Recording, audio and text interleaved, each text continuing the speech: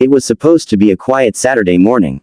I had just finished a long week working undercover, and all I wanted was a peaceful breakfast and a few hours of silence. I parked my unmarked black Chevy in front of my cousin's house, a place I usually went when I needed to disappear from the noise. The street was calm, the lawns neatly trimmed, and the neighbors kept to themselves, except one. Every neighborhood has someone who thinks they run the entire place. Here, that crown belonged to a woman everyone secretly called HOA Karen. I had heard stories, of course. How she measured the height of people's grass with a ruler.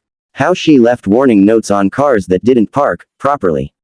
How she argued with delivery drivers like she owned the whole street. But I had never met her, and honestly, I had zero interest in doing so. I just wanted some rest. But peace doesn't last long when a Karen thinks she has power. I had been inside the house for barely 10 minutes when I heard the first knock, loud, rapid, and full of arrogance. My cousin peeked out the window and whispered, "Man, you're in trouble."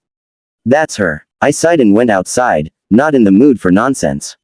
She stood there, arms crossed, wearing sunglasses even though the sun was barely out. "This vehicle is not registered with our HOA," she declared before I even opened my mouth. "We need to see your parking permit." "I'm just a guest," I said calmly. "Won't be long. Guests need guest permits," she snapped. Failure to comply results in towing. I held back a smile. "I'll only be here for a short while." That was the moment she looked at the car, really looked at it. It was unmarked, government issued.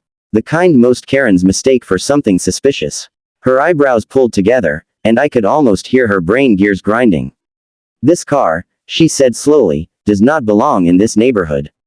"It belongs wherever I park it," I replied politely. She didn't like that. Without another word, she stormed away. I thought it was over. I sat inside with my cousin, grabbed some coffee, and tried to relax. But then everything escalated. I suddenly heard metal clicking. At first, I thought it was a dog tag or maybe kids playing outside. But the sound repeated, sharp and insistent. I stepped out, and there she was, standing beside my car, aggressively jamming a shiny silver key into my door. "What are you doing?" I asked, raising my voice. She jumped but quickly recovered her attitude. "This is HOA property," she said confidently. "I have a master key for all cars registered in our system. This one didn't open, which means you're violating HOA rules. I'm confirming your identity." I blinked. "Ma'am, there is no such thing as a master key for all cars." She ignored me and tried again, now scratching the paint. The sound made my jaw clench. She kept forcing the key, as if she could break into the car through pure entitlement. "Step away from the vehicle," I warned her. She rolled her eyes. "Don't talk to me like you're in charge. I am filing a violation. You are damaging my car." She scoffed. "If you don't want damage, get a proper HOA permit." Before I could respond, she pulled out her phone. "I'm calling 911. You're harassing me and refusing to verify your vehicle registration. You could not make this up." She dialed right there, within inches of the car she was scratching. "Hello, 911. Yes, I have a suspicious man threatening me. He won't show ID and refuses to verify his car with our HOA. He's hostile." I took a deep breath. I knew how this worked. Cops arriving without context could make the entire situation messy. So I simply stood still, arms relaxed, letting her finish her dramatic performance. Within minutes, a patrol car pulled up.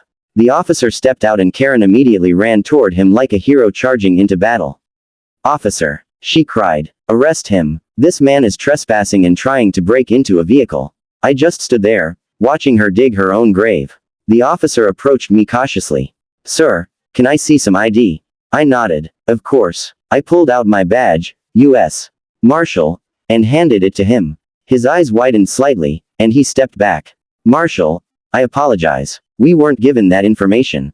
"No worries," I said. "I didn't give it." I pointed at Karen, but she tried to force a key into a federal vehicle. Karen froze. "Federal? No, I thought, I was just ensuring HOA compliance."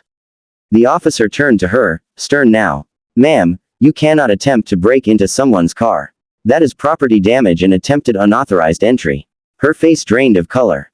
And I knew, this was only part one of the lesson she was about to learn.